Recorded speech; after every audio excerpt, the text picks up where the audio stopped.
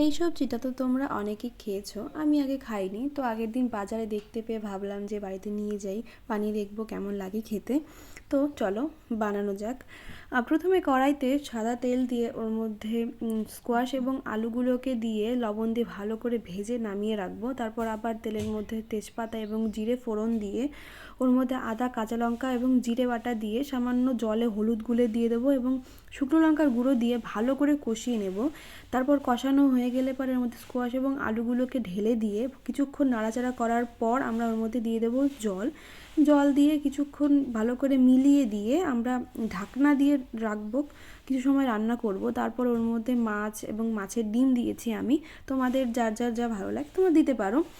দেওয়ার পর ভালো করে কিছুক্ষণ রান্না করার পর লাস্টে আমরা ধনেপাতা দিয়ে এটাকে নামিয়ে নেব। তোমাদের যদি ভালো লেগে থাকে অবশ্যই কমেন্ট করে জানিও এবং বাড়িতে রান্না করে দেখো এবং লাস্টে আমার বাবার রিভিউটা শুনে নাও।